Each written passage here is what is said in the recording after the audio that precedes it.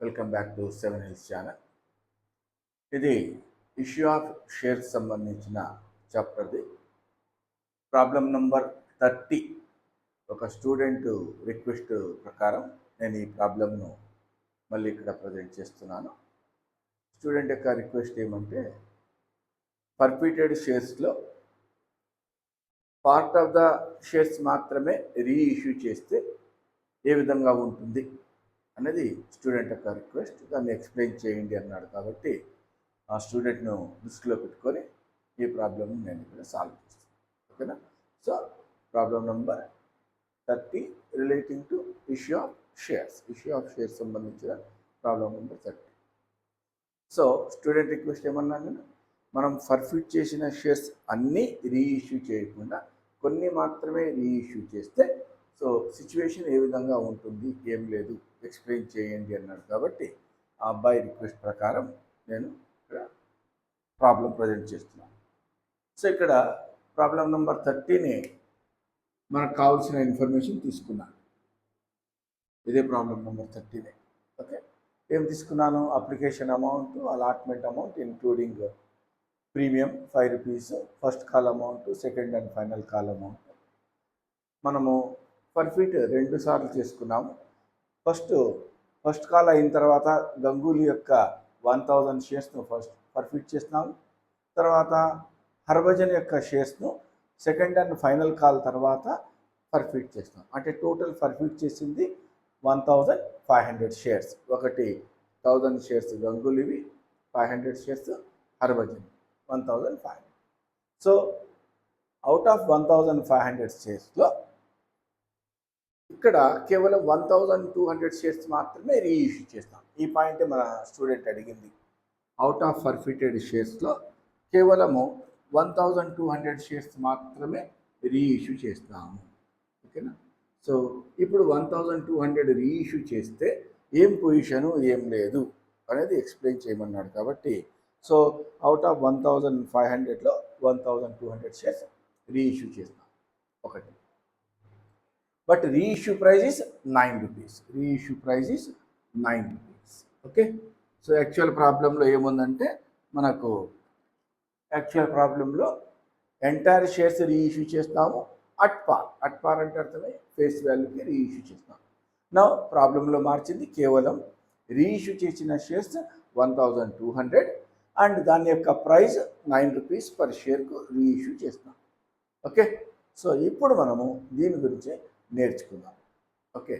నా నెక్స్ట్ ఇక్కడ ఈ కేవలం ఫర్ఫీచర్ అండ్ రీఇష్యూకి సంబంధించిన ఎంట్రీస్ మాత్రమే రాస్తున్నాం. మిగతా ఎంట్రీస్లో ఏమీ మార్పు లేదు. ఇప్పుడు కూడా ఎంట్రీస్లో మార్పు లేదు. అమౌంట్లో మాత్రమే మార్పు అవుతుంది. అదొక్కటి జాగ్రత్త పెట్టుకోండి. ఎంట్రీస్లో మార్పు ఏమీ ఉండదు. కేవలం అమౌంట్స్ రాస్తాం కదా, ఈ అమౌంట్స్ మాత్రమే మనకు మారుతాయి. చూద్దాం ఒకసారి. సో ఆల్రెడీ మీరు ప్రాబ్లం నెంబర్ 30 చూసింటారనే ఉద్దేశంతో నేను అక్కడి నుంచి కొన్ని ఎంట్రీస్ తీసుకొని రాస్తున్నాను. సో 7th ఎంట్రీ ఒకసారి చెక్ చేసుకోవచ్చు మీరు. ప్రాబ్లం నెంబర్ 30లో ఈ 2 ఎంట్రీలు ఏం మార్పు లేదండి. ఈ 2 ఎంట్రీలు అంటే 2 ఎంట్రీలు అంటే మళ్ళీ గుర్తుపెట్టుకోండి, ఎంట్రీలు ఏమీ మార్పు లేదు, అమౌంట్లు మారుతున్నాయి. ఓకేనా? ఈ 2 ఎంట్రీల్లో అమౌంట్ కూడా మారదు, సేమ్ అమౌంట్. కాబట్టి మీరు కన్ఫ్యూజ్ కావద్దు. ఓకే. ఈ 2 ఎంట్రీలు మనకి ఇక్కడ ఎక్స్ప్లెయిన్ చేయడానికి అవసరం అనే ఉద్దేశంతో తీసుకున్నాను. ఇది 7th ఎంట్రీ. ప్రాబ్లం నెంబర్ 30లో 7th ఎంట్రీ. మనము గంగూలీ యొక్క షేర్స్ని ఫర్ఫిట్ చేస్తే రాసిన ఎంట్రీ. షేర్ క్యాపిటల్కు డెబిట్ చేస్తున్నాము 1000 × 7. సో ఈ 7 రూపీస్ ఏమి కాల్డ్ అప్ అమౌంట్. మీరు ఒకవేళ ఆ ప్రాబ్లం చూడకుండా ఉండింటే ఆ ప్రాబ్లమ్ని కూడా ఒకసారి బాగా విని మళ్ళీ ఇక్కడ వచ్చి చూసుకోండి. మీకు కూడా ఇంట్రెస్ట్ ఉంటే పార్ట్ ఆఫ్ ద షేర్స్ మాత్రమే రీఇష్యూ చేసి. So 7 rupees called up amount debit చేసుకున్నాము. వాటి నుంచి అలాట్మెంట్ అమౌంట్ రాలేదు, సి నోట్ అన్నాను. ఆ నోట్ ప్రకారం మనకు 1000 రూపీస్ రాలేదు. ఫస్ట్ కాల్ అమౌంట్ రాలేదు, 1000 మీద 3 రూపీస్ ప్రకారం 3000. అండ్ వాళ్ళ నుంచి వచ్చిన అమౌంట్ ఇది కూడా సి నోట్, వచ్చిన అమౌంట్ 3000. సేమ్ ఎంట్రీ అండి. 7th ఎంట్రీ ఏముందో అదే ఇక్కడ ప్రజెంట్ చేసుకున్నాం. తర్వాత మిగతా 2 ఎంట్రీలు ఇక్కడ నాకు అవసరం లేదు కాబట్టి దాన్ని ప్రజెంట్ చేయలేదు. కేవలం ఫర్ఫీచర్కి సంబంధించిన ఎంట్రీస్ మాత్రమే నేను తీసుకున్నాను. అక్కడ 10th ఎంట్రీ హర్భజన్ షేర్స్ను మనం ఫర్ఫిట్ చేస్తే రాస్తాం.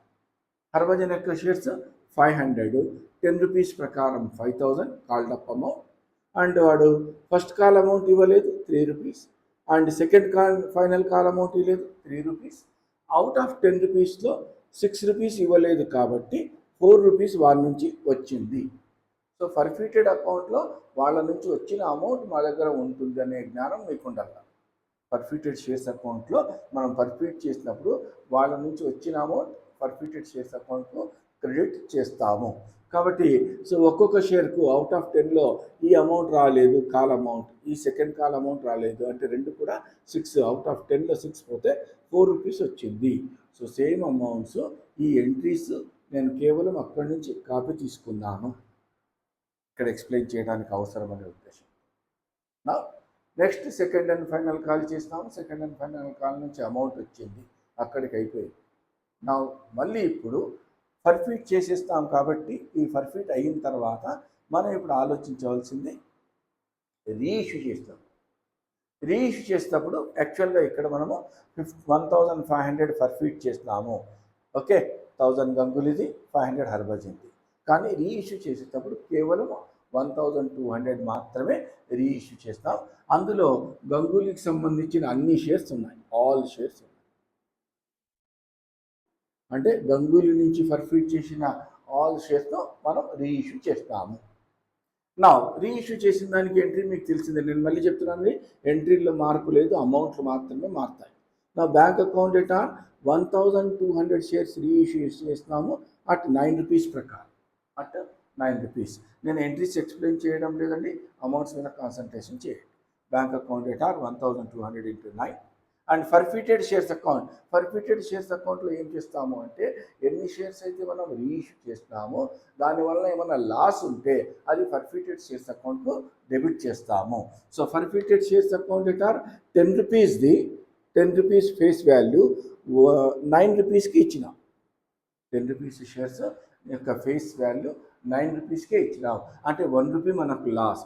సో 1200 into 1 అంటే 1200 to share capital account. So 1200 10 rupees. ఈ 1 రూపీ ఎట్లా వచ్చిందంటే దీని యొక్క face value minus 9 rupee, reissue price 1 rupee, 1200. So 12,000 rupees. So entry same, amount ఒకటే మారింది. బ్యాంక్ అకౌంట్కి డెబిట్ చేస్తాం, ఫర్ఫీటెడ్ షేర్స్ అకౌంట్కి డెబిట్ చేస్తాం, షేర్ క్యాపిటల్ అకౌంట్కు క్రెడిట్ చేసుకుంటాం, అయిపోయింది. నెక్స్ట్ ఎంట్రీ 10th 11th తర్వాత 12th ఎంట్రీ. సో ఎప్పుడైతే మనము ఫర్ఫీట్ చేసిన షేర్స్ను రీఇష్యూ చేస్తామో, చాలా జాగ్రత్తగా ఉండండి, రీఇష్యూ చేసిన షేర్కి సంబంధించిన అమౌంట్ మాత్రమే క్యాపిటల్ రిజర్వ్ పోవాలి. మళ్ళీ చెప్తున్నాను, ఎప్పుడైతే మనము ఫర్ఫీట్ చేస్తామో ఆ ఫర్ఫీట్ చేసిన షేర్స్ను రీఇష్యూ చేస్తే ఎన్ని షేర్లు అయితే రీఇష్యూ చేస్తామో అన్ని షేర్లకు సంబంధించిన అమౌంట్ మాత్రమే క్యాపిటల్ రిజర్వ్ పోవాల. ఓకే, నా ఇప్పుడు చూద్దాం. ఫర్ఫీటెడ్ షేర్స్ అకౌంట్లో మనం 2600 వేస్తాం. ఎట్లా వేస్తాము, ఈ అమౌంట్ ఎట్లా అరైవ్ అయ్యింది అంటే నేను చెప్పిన పాయింట్ గుర్తుపెట్టుకోవాలా. అవుట్ ఆఫ్ 1500 షేర్స్లో, అవుట్ ఆఫ్ 1500 షేర్స్లో 1200 షేర్స్ మాత్రమే రీఇష్యూ చేస్తాం. అంటే 300 షేర్స్ ఇంకా రీఇష్యూ చేయలేదు, రీఇష్యూ చేయలేదు. ఓకే, అంటే ఇప్పుడు కేవలం 1200 షేర్స్ సంబంధించిన ఫర్ఫీటెడ్ షేర్స్ సంబంధించిన అమౌంట్ క్యాపిటల్ రిజర్వ్ పోతుంది. సో ఇది ఎట్లా అరైవ్ అయినా ఒకసారి చూద్దాం. సో గంగూలీకి సంబంధించిన షేర్స్ అన్నీ కూడా రీఇష్యూ చేస్తాం కాబట్టి 1000 షేర్స్ సంబంధించిన అమౌంట్ అంతా కూడా మనకు క్యాపిటల్ రిజర్వ్ పోవాలా. సో మనకు గంగూలీ నుంచి వచ్చిన అమౌంట్ ఎంత, 3000 రూపీస్. 3000 రూపీస్ ఎన్ని షేర్లకు, 1000 కాబట్టి 3000 డివైడ్ బై 1000 అంటే వారి నుంచి నాకు ఒక్కొక్క షేర్కు 3 రూపీస్ వచ్చింది, ఒక్కొక్క షేర్కు 3 రూపీస్. ఈ పాయింట్ నేను ప్రాబ్లం నెంబర్ 30లో డీటెయిల్ ఎక్స్ప్లెయిన్ చేసి ఉంటాను, మీరు అక్కడ చెక్ చేయండి. సో 3 రూపీస్ వచ్చింది. 3 మనకు ఒక షేర్కు లాస్ ఎంత వచ్చింది, 1 రూపీ వచ్చింది. 1 రూపీ తీసేయండి అంటే 3 - 1 2 రూపీస్ ఇంటూ 1000. సో 2000 గంగూలీకి సంబంధించిన అమౌంట్ క్యాపిటల్ రిజర్వ్కు మొత్తం పోయింది, మొత్తం. ఎందుకంటే 1000 షేర్స్కు all shares reissued, all shares ఎవరివి, గంగూలీవి. కాబట్టి గంగూలీకి సంబంధించిన అమౌంట్ మొత్తం కూడా క్యాపిటల్ రిజర్వ్కి వెళ్ళిపోతుంది. ఇంకా హర్భజన్ దగ్గర మనము పర్ఫిట్ చేసిన షేర్స్ ఎంత 500, కానీ రీఇష్యూ చేసింది కేవలం 200. ఎక్కడ చెప్పినారు సార్ అంటే 1200 షేర్స్ రీఇష్యూ చేస్తాం. ఆ 1200లో 1000 మొత్తం కూడా గంగూలీకి సంబంధించింది, రిమైనింగ్ 200 షేర్స్ హర్భజన్కి సంబంధించింది. కాబట్టి 200 షేర్స్ మనకు హర్భజన్ నుంచి వచ్చిన అమౌంట్ ఎంత చూడండి, 4 రూపీస్. 4 మైనస్ లాస్ ఎంత ఆగి 1 రూపీ. సో 4 మైనస్ 1 అంటే 3 rupees. 3 into 200 600. So total amount capital రిజర్వ్కు 2600 పోతుంది. క్యాపిటల్ రిజర్వ్కు 2600. 2600. Okay, this is about the if the part of the shares are reissued. Forfeited shares లో పార్ట్ ఆఫ్ ద షేర్స్ ఒక్కటే reissue చేస్తే ఇది అంటే ప్రొసీజర్. ఓకేనా? సో ఎంట్రీకి సంబంధించిన ఇన్ఫర్మేషన్ అంతా కూడా అయిపోయింది. కానీ దీన్ని మనం చెక్ చేసుకోవచ్చు. చెక్ చేసుకోవడానికి 3 అవకాశాలు ఉన్నాయి. అంటే బాగా గుర్తుపెట్టుకోండి, ఫర్ఫిటెడ్ షేర్స్ అకౌంట్లో ఎన్ని షేర్స్ అయితే మనం రీఇష్యూ చేయలేదో అంత అమౌంట్ బ్యాలెన్స్ ఉండాలి. సో ఒకసారి చూసుకుందాం. 1500 షేర్స్ మనం ఫర్ఫిట్ చేస్తాము, 1200 షేర్స్ రీఇష్యూ చేస్తాము. అంటే మనం అన్ఇష్యూడ్ ఎంత 300 shares. Unissued relating to Harbhajan. Harbhajan నుంచి ఒక్కొక్క షేర్కు నాకు అమౌంట్ వచ్చింది ఎంత, ఈడ ఉందండి. ఒక్కొక్క షేర్కు నాకు అమౌంట్ వచ్చింది 4 రూపీస్. కాబట్టి ఇక్కడ ఏం చేస్తున్నాను చూడండి, balance in forfeited shares account 300 into 4. 300 into 4. So ఇది ఎట్లా గుర్తుపెట్టుకోవాలంటున్నాను నేను, ఎన్ని షేర్స్ అయితే మనము అన్ఇష్యూడ్ ఉంటుందో అంటే రీఇష్యూ చేయకుండా ఉంటామో అన్ని షేర్లకు సంబంధించిన అమౌంట్ ఫర్ఫిటెడ్ షేర్స్ అకౌంట్లో అట్లే బ్యాలెన్స్ ఉండల్లా. ఈ 1200 మీకు బ్యాలెన్స్ షీట్లో షేర్ క్యాపిటల్కు యాడ్ చేసి చూపిస్తాను. షేర్ క్యాపిటల్కు యాడ్ చేసి చూపిస్తాను. ఇది ఒక పద్ధతి అండి.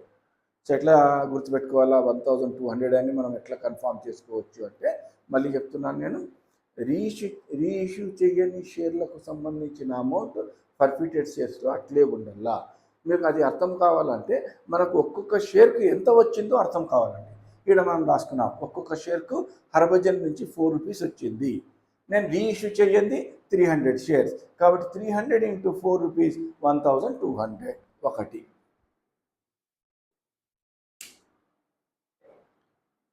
1200. ఇది మనం కనుక్కున్నాం. ఒకసారి చెక్ చేసుకుందాం. ఫర్ఫిటెడ్ షేర్స్ అకౌంట్ వేసి ఆ బ్యాలెన్స్ కరెక్ట్ వస్తుందా లేదా. ఫర్ఫిటెడ్ షేర్స్ అకౌంట్ వేయడం పెద్ద కష్టం కాదు. అందుకే ఫర్ఫిటెడ్ ఇది ఫస్ట్లో ముందు అమౌంట్ కనుక్కున్నాము. ఇప్పుడు సెకండ్లో ఫర్ఫిటెడ్ షేర్స్ అకౌంట్ వేసి ఇంతే బ్యాలెన్స్ మిగిలిందా లేదా చెక్ చేస్తున్నాం. ఇంతే బ్యాలెన్స్ మిగిలిందా లేదా. సో ఫర్ఫిటెడ్ షేర్స్ అకౌంట్లో క్రెడిట్ చేస్తాం కాబట్టి credit side by share capital account 3000 వేసుకున్నాం. ఓకే. అండ్ సెకండ్ కూడా హర్భజన్ నుంచి కూడా మనకు బై షేర్ క్యాపిటల్ 2000 రూపీస్ వేసుకున్నాం. సో టోటల్ 5000 అయింది. ఎంట్రీ మన 11th ఎంట్రీలో ఫర్ఫిటెడ్ షేర్స్ అకౌంట్కు డెబిట్ చేస్తాం కాబట్టి debit side to share capital account ఈ అమౌంట్ 1200. నా ఈ 2600 మళ్ళీ ఫర్ఫిటెడ్ షేర్స్ అకౌంట్కు డెబిట్ చేసి క్యాపిటల్ రిజర్వ్కు ట్రాన్స్ఫర్ చేస్తాం 2600. మీరు బ్యాలెన్స్ చేస్తే ఖచ్చితంగా 1200 వస్తుంది. దీనికి మ్యాచ్ అవుతుంది ఆ వల్ల కూడా. So 1200 balance B/D credit balance చూపిస్తూ ఉంది కాబట్టి ఇది బ్యాలెన్స్ షీట్లో లయబిలిటీ సైడ్ షేర్ క్యాపిటల్కు యాడ్ చేసి చూపించడం జరుగుతుంది. సో ఈ విధంగానూ చెక్ చేయొచ్చు. మనకు అకౌంట్ వేయడానికి ఇబ్బంది అంటే సింపుల్గా బ్యాలెన్స్ ఇన్ ఫర్ఫిటెడ్ అకౌంట్ అనే ఒక స్టేట్మెంట్ రూపంలో తయారు చేయవచ్చు. So amount credited to forfeited shares account 7th entry amount credited to credit చేస్తామా, ఎంత చేస్తాం 3000 ఈ amount credited to forfeited shares account 10th ఎంట్రీలో చెక్ చేసుకోండి ఎంత క్రెడిట్ చేస్తాం 2000. సో టోటల్ నా దగ్గర 5000 వచ్చింది. Next loss on reissue of 1200 shares. 1200 shares reissue చేయడం వల్ల నాకు లాస్ వచ్చింది, ఈ 1200ను తీసేయండి. బ్యాలెన్స్ ఇంకా నాకు 3800 ఉంది. కానీ ఈ 3800లో కూడా మనము 1200 షేర్స్ రీఇష్యూ చేయడం వలన క్యాపిటల్ రిజర్వ్కు ట్రాన్స్ఫర్ చేస్తాం. So 2600 capital reserve amount transfer to capital reserve. So 2600. Balance in forfeited shares account 1200 relating to 300 unissued forfeited shares. 1200 మిగిలింది. ఈ 1200 ఏమి రిలేటింగ్ టు 300 అన్ఇష్యూడ్ ఫర్ఫీటెడ్ షేర్స్. 300 అన్ఇష్యూడ్ ఫర్ఫీటెడ్ షేర్స్ మనం 3 విధాలుగా కూడా చెక్ చేసుకోవచ్చండి. ఇది మనకు ప్రాబ్లం నెంబర్ 30లో ఆల్టరేషన్ చేయడం వల్ల వచ్చే సొల్యూషన్. ఓకే, సో ఈ సొల్యూషన్ ఎందుకు ఇస్తున్నానంటే ఒక స్టూడెంట్ రిక్వెస్ట్ చేసుకున్నాడు కాబట్టి ఆ స్టూడెంట్ కోసం నేను ఇది అప్లోడ్ చేస్తున్నాను. సో మీకు క్లాస్ నచ్చితే, పర్టికులర్లీ ఎవరైతే స్టూడెంట్ రిక్వెస్ట్ పెట్టినాడో నచ్చితే కామెంట్ బాక్స్లో మెసేజ్ ఇస్తే మనం ఆనందిస్తాం. ఓకేనా, మీకోసమే తయారు చేస్తున్నాం కాబట్టి మీరు పెట్టే కామెంట్స్ మాకు ఒక బూస్ట్ మాదిరిగా ఆనందం ఇస్తుంది. ఆ ఆనందంతో ఇంకా మంచి మంచి క్లాసులు చెప్పాలనే ఉత్సాహం కూడా మాకు వస్తుందండి. ఓకేనా, సో ఐ థింక్ క్లాస్ అర్థమైంది అనుకుంటాను. కామెంట్ బాక్స్లో చెప్పండి. మరో క్లాసు అకౌంటింగ్ ఫర్ జిఎస్టీను అప్లోడ్ చేయాలని ఆలోచిస్తున్నాను. అది షార్ట్ డ్యూరేషన్లో దాన్ని కూడా అప్లోడ్ చేస్తాను. So till then have a nice day.